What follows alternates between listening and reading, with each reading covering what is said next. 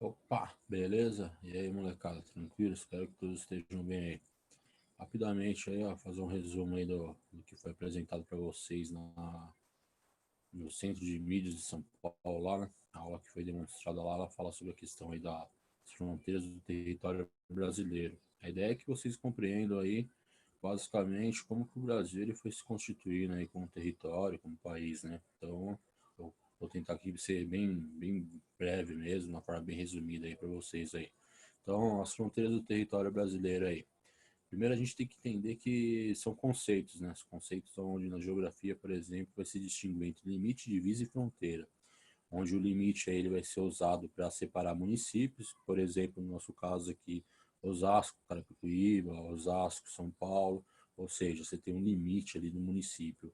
A divisa vai separar basicamente dois estados, um exemplo nosso aqui, São Paulo e Minas, São Paulo e Rio de Janeiro, São Paulo e Paraná. E a fronteira, ela vai delimitar o território, por exemplo, de um país, mostrando onde você tem essa fronteira existente entre os países, como, por exemplo, Brasil, Bolívia, Brasil, Argentina e por aí vai. Então, são conceitos geográficos aí que são trabalhados nessa questão, certo? Aí a localização do território brasileiro aí. O Brasil vai se localizar na América do Sul, né? Na América, do lado oeste, do lado ocidental do planeta. Então, só a ideia de vocês constituírem esse território. O Brasil, aí, se vocês observarem na imagem, é um país gigantesco, né? Onde ele vai ter aí uma dimensão praticamente continental. A maior parte do nosso território vai estar abaixo da linha do Equador, né? No hemisfério sul. Então, dando continuidade aqui, a gente vai ver aí os países mais extensos do planeta. Temos aqui o Brasil sendo aqui o quinto maior país aí em dimensão territorial. No caso da imagem, tem 6 países aí, o maior vai ser a Rússia, o segundo maior o Canadá, o terceiro maior vai ser a China, o quarto os Estados Unidos, o Brasil em quinto aí, ocupando a quinta posição no maior território, e a Austrália sendo o sexto maior planeta aí, o maior país do planeta. Continuando, né? O Brasil vai ser dividido basicamente em 26 estados mais o Distrito Federal, ou seja, temos aí 26 estados dentro do território nacional, mais um Distrito Federal, que vai ser dividido aí em 5 regiões: região Sul, Sudeste, Centro-Oeste, região Norte e região Nordeste, onde está sendo representado aí através das cores para vocês identificarem. São Paulo, que é no caso nosso estado, está na região Sudeste, beleza? Então, continuando, os pontos extremos do Brasil. Pontos extremos são aqueles pontos até onde vai o limite realmente do território, ou seja, até onde vai ser o limite máximo aí do nosso território. Temos o sentido norte, sul, leste, oeste aí, onde no norte, Monte Caburaia aí, ó, não fica em Roraima, certo? A imagem está mostrando aí. Esse é o ponto extremo aí do limite norte do nosso território. Já para o lado oeste, a nascente do rio Moá, a partir daí é o limite máximo do território brasileiro. No lado leste, a Ponta dos Seixas, que vai ficar na Paraíba, e no sul, Arroio do Chuí, ou seja, o limite brasileiro, ele vai até esses 4 pontos extremos existentes aí na tela aí para vocês, beleza? Dando continuidade aí, Brasil um país continental. Pelo fato do Brasil ser um país continental, basicamente a gente tem que entender que temos aí algumas características positivas e características negativas também, certo? Como, por exemplo, a questão positiva. Pelo fato, né, de ser extenso aí, vai ter a existência de inúmeros recursos naturais dentro do nosso território. Ou seja, o Brasil ele vai ser riquíssimo, basicamente, desses recursos naturais. Inúmeras jazidas minerais para você retirar fontes ali de minérios. Temos vários tipos de energia, temos energias aqui eólica, energia solar, temos a energia do biocombustível, temos o petróleo, ou seja, fontes energéticas para que você possa ter um desenvolvimento do setor industrial, do setor aí que vai fazer a movimentação basicamente da economia. Nossos solos são solos extremamente férteis, basicamente a gente tem de alimentação aqui tudo que se necessita. Nós somos um país, para você ter uma ideia, um país agrário, um país onde que nós vivemos basicamente dessa exportação.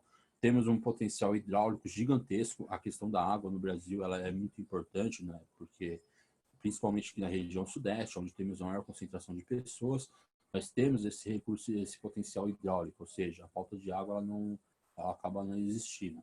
e vai se ter uma diversidade climática e botânica gigantesca existente dentro do nosso território, ou seja, temos climas frios, climas quentes, aonde a nossa fauna, por exemplo, ela também vai, a fauna e a flora, né, ela vai se dar de acordo com essas questões. Porém, temos um lado negativo. Esse lado negativo a gente pode entender aí que vai ter uma dificuldade muito grande de construção e manutenção, por exemplo, das estradas, onde você interliga aí o país através dessas estradas, e pelo fato do Brasil ser um país continental, algumas regiões, por exemplo, a região norte, ou alguma parte do centro-oeste, são locais que vão ficar isolados, onde você não tem muita acessibilidade através dessas estradas.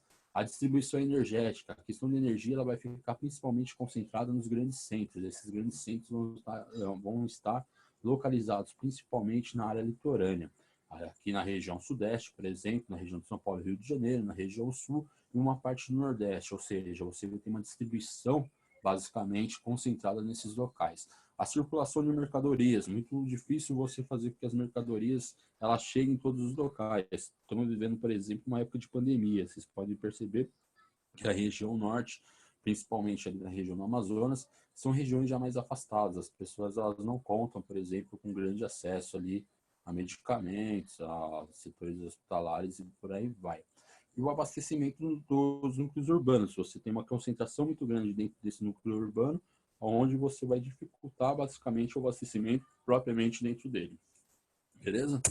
Dando uma continuidade aí. As fronteiras brasileiras aí. Então, aí está mais ou menos sendo destacado para vocês como que se dá essa questão de fronteiras aí, onde estão as fronteiras brasileiras. Temos os países aí, Guiana, Suriname, Guiana Francesa, Venezuela, Colômbia. Alguns números abaixo mostrando a quantidade de quilômetros de fronteira que o Brasil tem com cada país aí. Na América do Sul, nós apenas não fazemos fronteiras com 2 países que nem estão inscritos aí, certo? O Equador e o Chile. São os únicos 2 países que basicamente a gente não tem limites fronteiriços. Aí do lado tem 2 imagens mostrando basicamente como que se dá essa fronteira. Por exemplo, Brasil e Argentina, Brasil e Uruguai. Observe que você não tem ali uma divisão de um muro, uma grade, alguma coisa. São fronteiras onde elas são consideradas permeáveis, beleza? Então, dando uma continuidade aí, as fronteiras continentais do Brasil se tem pouco aproveitamento econômico representado pelo contato territorial, ou seja, nós não aproveitamos essa fronteira aqui para fazer com que a América do Sul ela seja um local onde a gente tem um comércio entre os países muito forte, ali onde você consiga fazer com que a região ela se torne uma região próspera, uma região rica. Basicamente, o Brasil ele vai ter uma economia voltada para mercados transoceânicos, ou seja, a gente faz com que o nosso mercado ele seja um mercado dependente, nós dependemos, né, do mercado tanto dos Estados Unidos quanto da China ou de países europeus. A concentração da população ela não se dá nas faixas de fronteiras, e sim no outro lado, ela vai se dar principalmente na concentração do litoral. Então, as nossas fronteiras, elas são fronteiras onde nós teremos aí enormes vazios demográficos, vazios de população. A concentração, que nem a gente falou, ela vai se concentrar próximo do litoral, e a gente tem uma pouca ligação com o interior, certo? Com o interior do território brasileiro. Ou seja, esse território ele ainda pode ser muito mais aproveitado do que ele vem sendo. Dando continuidade aí, a gente vai estar mostrando a questão da concentração da população brasileira. Observe aí no mapa aí, ó, a parte colorida aí, ó, ela se concentrando principalmente na região litorânea e o interior do país, basicamente um local pouco povoado. Observe nessa mudança de imagem agora aqui, ó, se a gente tivesse a representação noturna, a questão de luzes aí, a gente vai ver que basicamente a região litorânea ela é muito ocupada, principalmente a região sudeste, São Paulo e Rio de Janeiro. Beleza? Breve resumo aí para vocês aí. Espero que dá para a gente solucionar algumas coisas aí. Todo mundo bem aí? Continuamos aí. Até uma próxima. Valeu.